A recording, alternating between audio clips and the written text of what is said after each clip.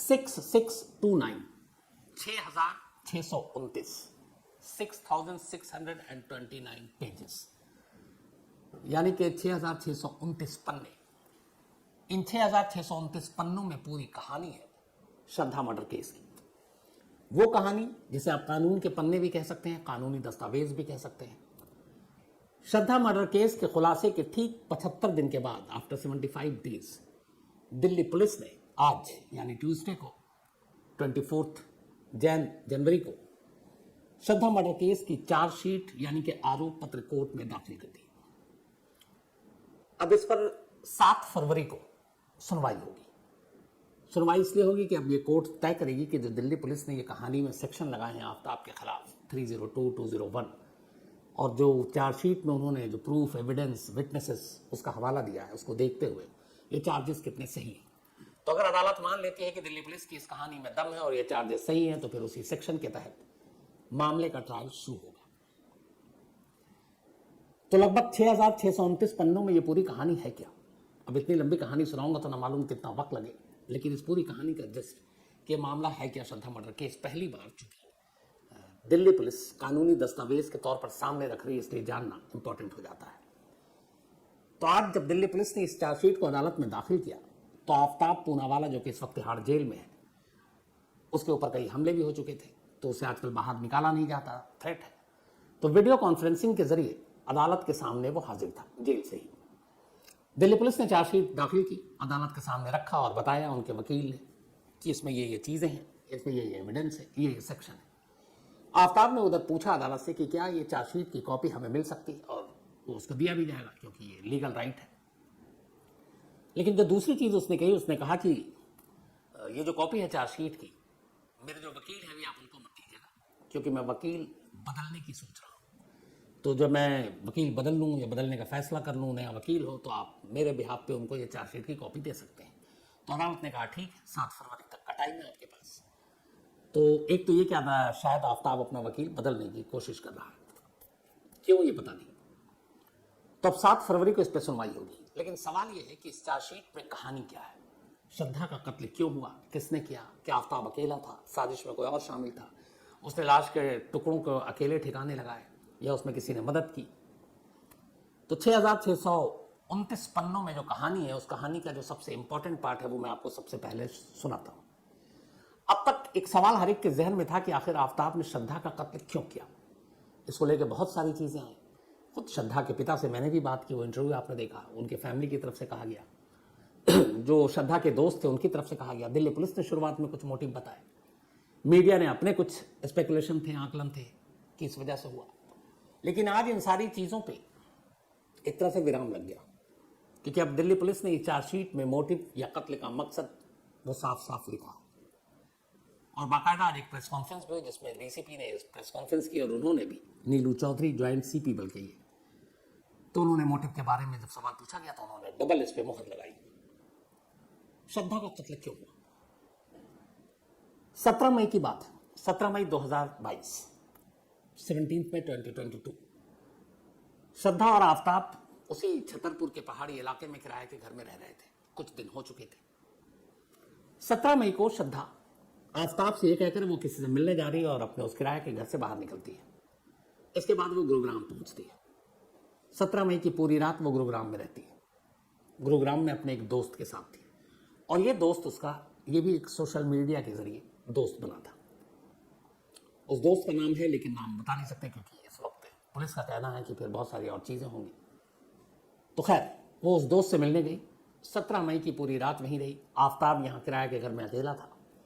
18 मई की दोपहर को श्रद्धा वापस आती है घर। आफ्ताब घर में था, श्रद्धा को देखता है। इसके बाद वो पूछता है तुम कहाँ थी, किस दोस्त के पास थी। वो बताती है कि एक फ्रेंड था। इसके बाद इस फ्रेंड के नाम पर इन दोनों के बीच में झगड़ा होता है। फिर शाम का खाना भी बनाना था या ऑर्डर देना था, ये सारी चीज़ें चल रही थी। लेकिन आफ्ताब को ये बात बर्दाश्त नहीं हो रही थी कि श्रद्धा किसी और से मिलने के लिए जाए, और वो बार बार कुरेद रहा था। श्रद्धा उसको टाल रही थी। तो उस दोस्त के चक्कर में झगड़ा बढ़ता गया, और फिर शाम होते होते उसी दोस्त को लेकर ये दोनों इस कदर लड़े कि आफ्ताब ने श्रद्धा का गला घोंट कर कत्ल कर दिया। कत्ल करने के बाद अब उसने सोचा कि कत्ल तो हो गया, क्या करूं। यहां से फिर उसका जो पूरा एक जो प्लानिंग, एक साजिश, वो शुरुआत होती है।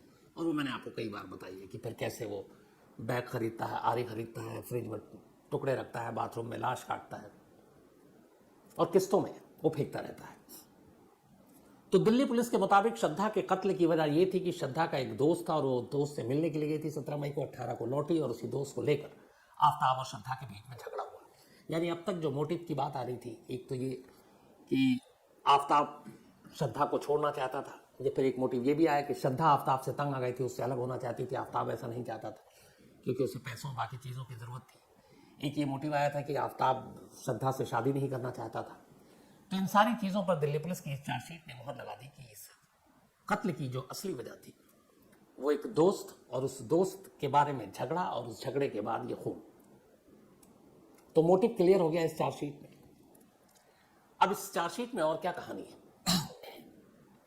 जो दूसरी सबसे इंपॉर्टेंट बात है उस चार्जशीट में वो ये है कि दिल्ली पुलिस का कहना है कि एक ऐसा केस अदालत में उन्होंने रखा है कि जिसमें आफ्ताब का बचना नामुमकिन है। और उसकी वजह यह है कि इसमें टेक्निकल, साइंटिफिक और फिर जो बाकी ओरल एविडेंस, ये सारे बड़े पुख्ते हैं।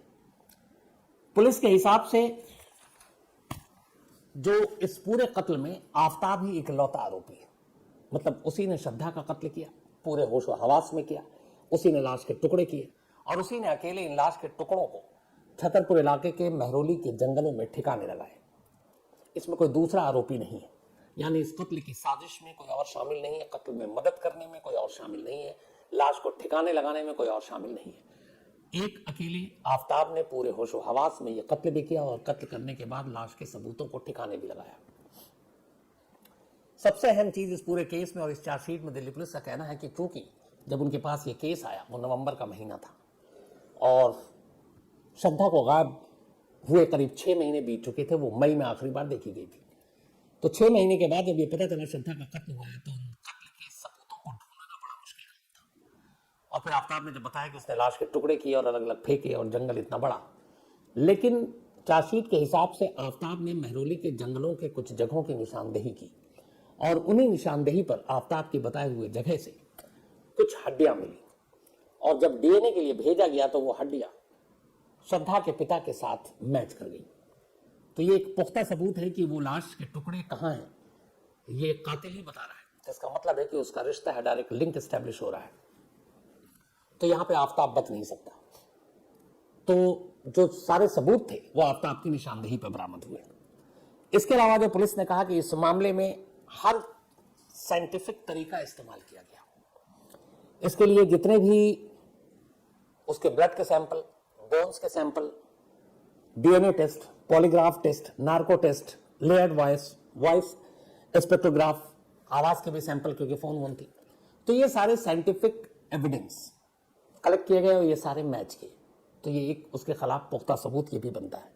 साइंटिफिक के अलावा डिजिटल एविडेंस, श्रद्धा और आफ्ताब के मोबाइल फोन, इनके लैपटॉप, सोशल मीडिया के अकाउंट्स, इसके अलावा डेटिंग ऐप पर इनकी मौजूदगी और साथ में जीपीएस को ट्रैक किया गया कि इन तारीखों पर ये लोग कहां कहां थे। तो डिजिटल एविडेंस भी दिल्ली पुलिस की कहानी से हूबहू मैच कर गया। तो साइंटिफिक एविडेंस और डिजिटल एविडेंस ये दोनों मैच कर गया। अब एक और है टेक्निकल। उस टाइम में जितने भी सीसीटीवी कैमरे पुलिस के हाथ लगे मई से लेकर नवंबर के बीच के, इसके लिए एक अलग टीम बनाई गई थी जिसका काम तो सिर्फ सीसीटीवी कैमरों को ढूंढना, खंगालना और कड़ियों को जोड़ना। तो ऐसे बहुत सारे कैमरे में आफ्ताब, श्रद्धा, ये तमाम लोग कैद मिले और जिस तरीके की कहानी सामने आई आफ्ताब की जुबानी, उन कहानियों को ये तस्वीरें सीसीटीवी की एक तरह से साबित करती हैं। तो scientific evidence, digital evidence, technical evidence, call detail record, ये सारी चीजें दिल्ली पुलिस की कहानी के हिसाब से इस केस को आगे बढ़ा रही है और ये सारी चीजें मिलाकर एक पुख्ता केस आफ्ताब के खिलाफ बनेगी। दिल्ली पुलिस का कहना था कि इस पूरे मामले में उन्होंने 9 टीमें बनाई थी। इसके अलावा एक एसआईटी की टीम बनाई थी। दिल्ली, हरियाणा, महाराष्ट्र, हिमाचल, उत्तराखंड, यहां पर टीमें गई सबूतों को ढूंढने के लिए। एक नई चीज जो चार्जशीट में बताई गई वो ये कि आफ्ताब ने खुलासा किया था कि श्रद्धा से जुड़े कुछ सबूत, जैसे उसके फोन और बाकी कुछ चीजें, आइटम, वो उसने महाराष्ट्र में ले जाकर ठिकाने लगाए थे। तो महाराष्ट्र भी पुलिस गई, वहां से भी ढूंढ कर लाई। चार्जशीट में यह भी है कि आफताब ने श्रद्धा का कत्ल करने के लिए कई हथियारों के इस्तेमाल किए थे। हालांकि कत्ल करने के लिए उसने किसी हथियार का इस्तेमाल नहीं किया, वो तो हाथ से उसने गला घोटा, लेकिन उसके बाद लाश के टुकड़े करने, टुकड़ों को और टुकड़े करने, फिर उसको फेंकने, तो वो हथियार जो इस्तेमाल किए गए थे उनमें से कुछ हथियार मिले लेकिन बाकी के हथियार नहीं मिले। इसी तरीके से श्रद्धा के लाश के कुछ टुकड़े मिले, डीएनए मैच भी कर गया, लेकिन तमाम टुकड़े जो है, जितनी हड्डियां जो बची वो नहीं मिले, और पुलिस ने उसको काफी ढूंढा भी, पर वो सारी चीजें नहीं मिली।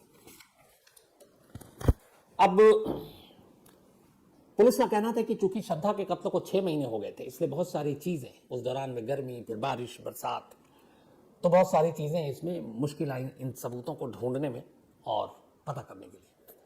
150 लोगों के इस चार्जशीट में स्टेटमेंट दर्ज है, बयान लिए गए, और ये 150 लोगों में उस छतरपुर पहाड़ी के किराएदार, बाकी मकान मालिक, पड़ोसी, गुरुग्राम में श्रद्धा का दोस्त, मुंबई में श्रद्धा के दोस्त, श्रद्धा और आफताब की फैमिली के मेंबर, इन तमाम लोगों के बयान दर्ज किए गए।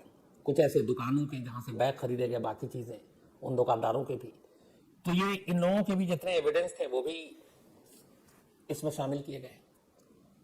तो पुलिस के हिसाब से जो इस चार्जशीट में एक और चीज है वो ये है कि जो नार्को टेस्ट हुआ, जो लाई डिटेक्टर हुआ, वो सारी चीजें भी जो उसकी रिपोर्ट आई वो दिल्ली पुलिस की कहानी को ही आगे बढ़ा रही थी। हालांकि पुलिस ने ये कहा कि उसके बाद उनको नार्को और उसके बाद कोई नई चीज उन्होंने ढूंढी, इस पर वो साफ साफ जवाब नहीं दे पाए। उन्होंने कहा कि बस हमारे लाइन पर ही चीजें थी, लेकिन ये कहा गया कि जो नार्को और ये सारी चीजें हुई थी उसमें आफताब ने वही बोला जो उसने दिल्ली पुलिस की पूछताछ में बोला था, अलग से उसने कुछ नया खुलासा किया नहीं था। तो कुल मिलाकर 75 दिन के अंदर अंदर दिल्ली पुलिस ने श्रद्धा मर्डर केस में FIR पहले दर्ज हुआ और अब चार्जशीट दाखिल की। 302 और 201 सेक्शन है आफताब के खिलाफ, और ये इकलौता मामला आफताब के खिलाफ ही चलेगा क्योंकि इसमें साजिश में किसी और का नाम शामिल नहीं किया गया है। अब सवाल यह है कि चार्जशीट दाखिल हो गई, 7 फरवरी को इस पर सुनवाई होगी, फैसला कब तक होगा? तो दिल्ली पुलिस ने शुरू से कहा कि वो चाहते हैं कि इस मुकदमे का फैसला जल्द, और उसके लिए फास्ट ट्रैक कोर्ट में ये मामला चलेगा। दिल्ली पुलिस ने वादा भी किया है। तो अब ये देखिए, ये केस फास्ट ट्रैक कोर्ट में जाता है, कब तक सुनवाई होती है, क्या होती है, ये आने वाला वक्त में पता चलेगा। लेकिन जिस तरीके की चार्जशीट है, और अभी चार्जशीट हालांकि लीक, मतलब मीडिया के भी हाथ नहीं आई है, ये जो सारी इन्फॉर्मेशन है कुछ तो पुलिस ने खुद बताई है, कुछ वकीलों के जरिए, कुछ सोर्सेस के जरिए आप तक पहुंचा रहा हूं। बाकी पूरी कहानी चूंकि 6629 पन्ने है, तो उसमें जो भी चीजें होंगी जब ये सामने आएगी तो उसकी छोटी से छोटी माइनर डिटेल आप तक जरूर रखूंगा। लेकिन हाँ, इस चार्जशीट को देखते हुए और शुरुआती जिस तरीके की पुलिस की ये पूरी एक पड़ताल है, इसमें पुलिस ने कहा कि कई ऐसे एविडेंस थे साइंटिफिक, जिनको और पुख्ता करने के लिए हमने हैदराबाद के फॉरेंसिक लैब में भेजा था, और फिर वहां से रिपोर्ट आई। फॉरेंसिक लैब, इसके अलावा CIFSL जो था, वहां पे अलग अलग जगहों से जितनी भी जांच की रिपोर्ट आई जो CFSL से, उन सारी चीज़ों को इसमें एक साथ शामिल किया गया है, और पुलिस के हिसाब से एक पुख्ता केस है, और उनकी कोशिश यही है कि इस जुर्म के लिए आफताब को जितनी कड़ी सजा दिला सकें वो कम है। तो अब देखिए, अभी तो ये सिर्फ चार्जशीट है, अभी अदालत में कानूनी खेल शुरू होगा। हालांकि शुरुआत में अभी थोड़ी सी ट्विस्ट है कि ऐन चार्जशीट के दिन आफताब ने अपना वकील बदल दिया।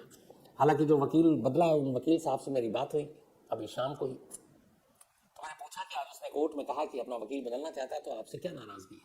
तो उनका कहना था कि दरअसल आफताब को अटेंशन चाहिए होता है, और अटेंशन का मतलब यह है कि उसका वकील हर 10-15 दिन में उससे मिलने के लिए जाए जेल। और उन्होंने कहा कि मैं आखिरी बार 25 दिन पहले मिला था, तो शायद नाराज होगा, लेकिन अब वो प्रेशर क्रिएट कर रहा है या सच में वकील बदलना चाहता है, ये तो 7 तारीख को पता चलेगा। लेकिन कानूनी खेल उसके बाद वहां शुरू होगा, क्योंकि दिल्ली पुलिस ने ये सारे एविडेंस तो दिए हैं, लेकिन जब कोर्ट में जिरा और बहस शुरू होगी और जब बात सबूत और गवाहों की आएगी, वहां पे ये सारी चीजें कितना पुख्ता तौर पर दिल्ली पुलिस रख पाती है, ये देखने की चीज होगी। क्योंकि ऐसे हम लोगों ने बहुत सारे केस देखे हैं जिसको सुलझा भी जल्दी लिया गया, जिसके चार्जशीट को भी बहुत ताकतवर बताया गया, लेकिन फिर धीरे धीरे जब अदालत में परतें खुलती हैं तो कहानी कुछ और निकल जाती है। तो दुआ है ऐसा ना हो, क्योंकि श्रद्धा को जिस तरीके से मारा गया है उसके कातिल को कड़ी से कड़ी सजा मिलनी ही चाहिए, इसमें कोई दो राय नहीं हो। तो ये थी श्रद्धा मर्डर केस के इस पूरे अपडेट की, मैंने कहा सबसे पहले आपको यही दे दूं, और बाकी कहानी कल